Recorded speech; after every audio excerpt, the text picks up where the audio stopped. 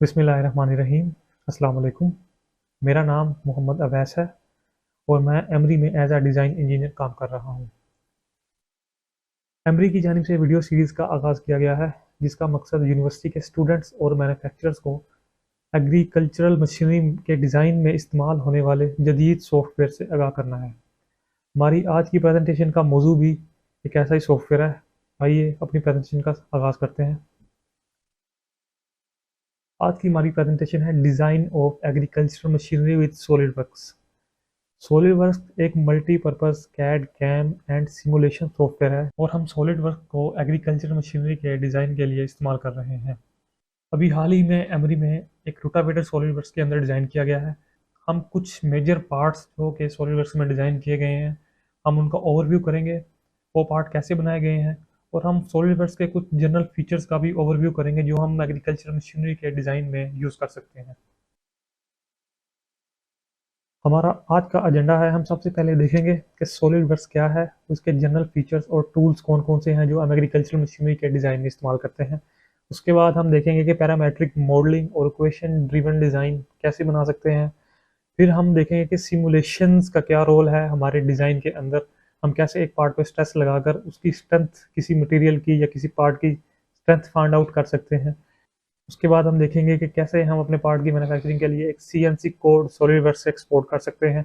और लास्ट में हम देखेंगे कि हमारा डिज़ाइन हमारे क्लाइमेट पे क्या इफेक्ट कर रहा है और हम कैसे फाइंड आउट कर सकते हैं। तो उसके लिए सॉलिडवर्क्स में एक सस्टेनेबिलिटी का फीचर मौजूद है। सबसे पहले हम बात करते हैं सॉलिडवर्क्स की। तो सॉलिडवर्क्स के computer aided design, computer aided manufacturing और कंप्यूटर एडेड सिमुलेशन या इंजीनियरिंग का सॉफ्टवेयर है। एग्रीकल्चर मशीनरी के डिज़ाइन के हवाले से अगर हम बात करें तो सॉलिडवर्क्स का जो हम इस्तेमाल कर रहे हैं, तो सबसे पहले है 2D drafting, drawing and annotations. SolidWorks के अंदर एक wide range of drawing tools मौजूद हैं, जिसमें हम 2D ड्राफ्टिंग, ड्राइंग और एनोटेशन जैसे टास्क कर सकते हैं। इसके बाद सॉलिडवर्क्स के अंदर 3D मॉडलिंग और डिज़ाइन एनालिसिस के टूल मौजूद हैं। सॉलिडवर्क्स के अंदर मोशन स्टडी और सिमुलेशन के टूल्स भी मौजूद हैं, जिसके ज़रिए हम ये चेक कर सकते हैं कि हमारा पार्ट या कंपोनेंट या हमारी मशीन रियल वर्ल्ड में कैसे बिहेव करेगी। सबसे पहले हम बात करते हैं पैरामेट्रिक मॉडलिंग की, क्योंकि सॉलिडवर्क्स पैरामेट्रिक डिज़ाइन सॉफ्टवेयर है। पैरामेट्रिक का मतलब ये है कि हम जो जो काम करते रहेंगे, हम जो जो टास्क परफॉर्म करेंगे, वो हिस्ट्री की फॉर्म में हमारे डिज़ाइन ट्री में सेव होती रहेगी। हम किसी भी पॉइंट पर आकर अगर चेंजेस करना चाहें तो हम बड़ी ही आसानी से चेंजेस कर सकते हैं। इसके अलावा अगर हम अपने पार्ट को एक-एक करके विजुअलाइज़ करना चाहें कि हमने कहाँ से स्टार्ट किया था और हमारा पार्ट कैसे कंप्लीट हुआ, तो हम just drag and drop feature के ज़रिए पूरी ड्राइंग हिस्ट्री को विजुअलाइज़ कर सकते हैं। इक्वेशन ड्रिवन डिज़ाइन, या जिसको हम वेरिएबल्स का नाम भी समटाइम वेरिएबल्स भी कहते हैं। सॉलिडवर्क्स के अंदर इक्वेशन ड्रिवन डिज़ाइन का एक फीचर मौजूद है, जिसके ज़रिए हम किसी भी डिजिट को या एक लेटर को एक वैल्यू असाइन करते हैं। इस वैल्यू साइन करने का हमें बेनिफिट क्या होता है कि हम अगर कोई पार्ट डिज़ाइन कर रहे हैं तो हम बार बार आकर उसकी डायमेंशन चेंज नहीं करनी पड़ती। अगर मैं मिसाल के तौर पर एक डिस्क बना रहा हूँ और मैंने उसकी एक डायमेंशन सेट की है, मुझे किसी पॉइंट पर आकर पता लगता है कि इसकी डायमेंशन मैं चेंज करना चाह रहा हूँ, तो मैंने ये काम वेरिएबल्स के ज़रिए कर लिया है। मैंने उस डिस्क के डायमीटर को ए डिफाइन कर दिया है, तो मैं किसी पॉइंट पर जाकर भी उस ए की वैल्यू चेंज करूँगा तो ऑटोमेटिकली मेरी वैल्यूज़, जो डायमीटर की वैल्यूज़ होंगी, वो चेंज हो जाएंगी। फर्दर मोर अगर मैं इनका डिस्क्रिप्शन लिखना चाहूँ इन फ्यूचर, अगर मैंने पार्ट को किसी के साथ शेयर करना है और उस पार्ट की इंफॉर्मेशन किसी को शेयर करनी है, तो मैं इसमें कमेंट्स भी ऐड कर सकता हूँ। इसी तरह मैं डिज़ाइन हिस्ट्री में जाकर अगर किसी पॉइंट पर चेंजेस करना चाहूँ, मैं अपने वेरिएबल भी चेंज कर सकता हूँ। अब उसके बाद हम बात करते हैं मटेरियल मास प्रॉपर्टीज़ की या वेट कैलकुलेशन की। सॉलिडवर्क्स के अंदर वाइड रेंज ऑफ मटेरियल मौजूद है, जो हम किसी भी पार्ट को बड़े इजीली असाइन करते हैं। मटेरियल असाइन करने के बाद हम अब जस्ट अपनी मास प्रॉपर्टीज़ विंडो में जाते हैं और वहाँ से अपने मटेरियल का वेट इजीली कैलकुलेट कर सकते हैं। उसका बेनिफिट ये होता है कि जब हमने मटेरियल की परचेज़ करनी होती है तो हमें आइडिया हो जाता है कि हमने कितना मटेरियल परचेज़ करना है।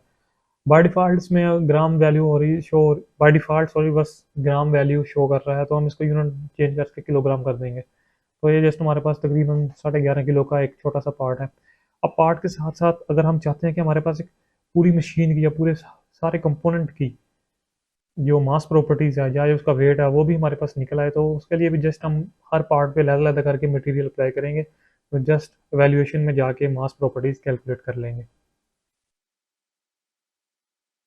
अब हम बात करते हैं सॉलिडवर्क्स एनिमेशन की या विजुअलाइजेशन की। अब एनिमेशन के अंदर क्या होता है कि बाज़ औक़ात हमें पार्ट की असेंबलिंग के अंदर कोई इशू होता है, तो पार्ट की असेंबलिंग इंफॉर्मेशन सेव करने के लिए कि हमारा पार्ट किस तरह असेंबल हो रहा है या हमने पार्ट को डिसअसेंबल करना है, वो सारी इन्फॉर्मेशन हम सॉलिडवर्क्स एनिमेशन के अंदर एक वीडियो फॉर्म में सेव कर सकते हैं और वो इन्फॉर्मेशन सेव कर कर हम किसी भी मैन्युफैक्चरर को वो इन्फॉर्मेशन प्रोवाइड कर सकते हैं। इसके बाद सॉलिडवर्क्स के अंदर एक मोशन स्टडी का फीचर मौजूद है, जिसके ज़रिए हम मटेरियल का टॉर्क, उसमें मूवमेंट ऑफ इनर्शिया या टॉर्शनल मोमेंटम कैलकुलेट कर सकते हैं। तो हमारे केस में अब हमारी एक शाफ्ट मूव कर रही है, तो इसका torsional movement with respect to time एक ग्राफिकल फॉर्म में हम सॉलिडवर्क्स के ज़रिए कैलकुलेट कर सकते हैं। इसके बाद हमारे पास है sheet metal. SolidWorks sheet metal में एक वाइड वैरायटी ऑफ टूल्स मौजूद हैं, जिसके ज़रिए हम किसी भी डिज़ाइन किए गए सॉलिड पार्ट को शीट मेटल में कन्वर्ट कर सकते हैं।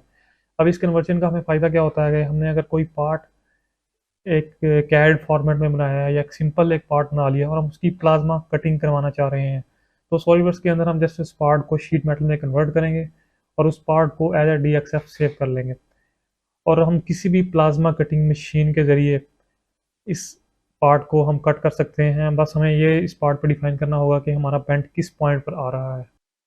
उसके बाद हम बात करते हैं कॉस्टिंग की। सॉलिडवर्क्स हमें एक wide range of tools offer करता है, जिसके ज़रिए हम अपने बनाए गए पार्ट या कंपोनेंट की कॉस्ट कैलकुलेट कर सकते हैं।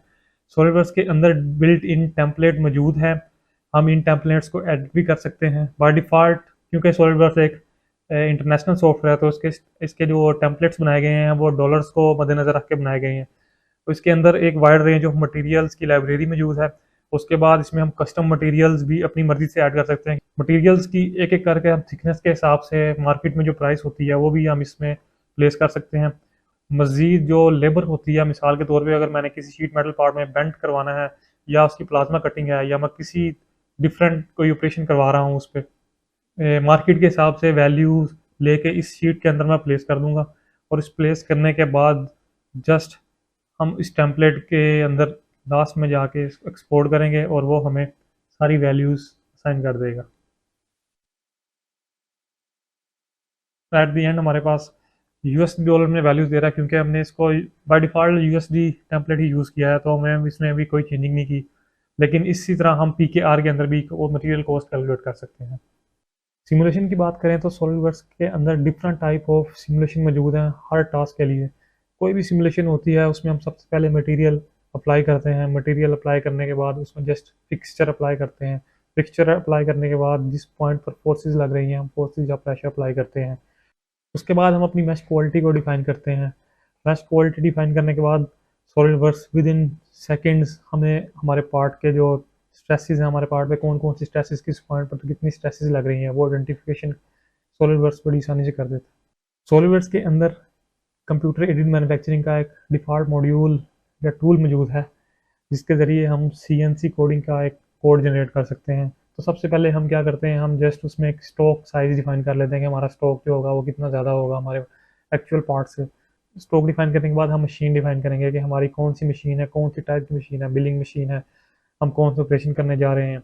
ये मशीन डिफ़ाइन करने के बाद हम अपना टूल पाथ डिफ़ाइन करेंगे। सॉलिडवर्क्स के अंदर टूल पाथ आइडेंटिफिकेशन के बिल्ट इन फीचर मौजूद है, जिसके ज़रिए सॉलिडवर्क्स खुद ही आइडेंटिफाई कर लेता है कि कौन सा टूल पाथ किस जगह पे यूज़ होगा। तो ये सारे टूल पाथ और ये मशीन सेलेक्ट करने के बाद हम जस्ट इसको सिमुलेट करते हैं। तो सॉलिडवर्क्स हमें एक विजुअलाइजेशन प्रोवाइड करता है कि हमारी CNC मशीन या हमारी कोई मिलिंग मशीन इस पार्ट को कैसे ऑपरेट करेगी। उसके बाद फर्दर हम इसी बनाई गई सिमुलेशन से कोड भी जनरेट कर सकते हैं, जो हम अपनी CNC मशीन में या जी कोड के ज़रिए मशीन में इंपोर्ट करेंगे और मशीन आगे फर्दर ऑपरेशन करेगी। सॉलिडवर्क्स के अंदर इस जी कोड को एडिट करने के लिए भी एक अलग सॉफ्टवेयर मौजूद है, जिसके ज़रिए हम किसी पॉइंट पर जाकर भी अपने ऑपरेशन को विजुअलाइज कर सकते हैं और साथ ही साथ उसमें चेंजिंग्स भी कर सकते हैं। जो हमारे पास सॉलिडवर्क्स का एक बहुत ही इंपॉर्टेंट फीचर है वो है सस्टेनेबिलिटी। हम कौन सा पार्ट बना रहे हैं और उस पार्ट का हमारे इन्वायरमेंट पे क्या इफेक्ट हो रहा है, हमारा पार्ट कितना देर चलेगा, उसकी एंडोरेंस क्या होगी, तो अब हम सस्टेनेबिलिटी के ज़रिए सॉलिडवर्क्स में आइडेंटिफाई कर सकते हैं। डिपेंडिंग अपॉन रीजन सॉलिडवर्क्स के अंदर वाइड वैरायटी ऑफ डेटा मौजूद है। हम अपनी रीजन के हिसाब से डेटा सेलेक्ट करते हैं तो सॉलिडवर्क्स हमें एक रिपोर्ट जनरेट करके देता है जिसमें हमारी मटेरियल्स की प्रॉपर्टीज़, हमारा वेट और हमारी कार्बन एमिशंस, जो हम मटेरियल को मैन्युफैक्चर करते वक्त या हम पार्ट बनाते वक्त जो जो हमारी एमिशंस होंगी वो सारी हमें कैलकुलेट करके दे सकता है। और साथ ही साथ अगर हम सॉलिडवर्क्स को ये भी आइडेंटिफाई कर दें कि हमारा पार्ट एक दिन में 1 घंटे यूज़ होगा तो ये कितनी देर इंड्योर करेगा। तो ये थी हमारी आज की प्रेजेंटेशन, उम्मीद है आपको पसंद आई होगी। हम इंशाल्लाह जल्दी हाजिर होंगे नई वीडियोस के साथ। अपना ख्याल रखिएगा। अल्लाह हाफिज़।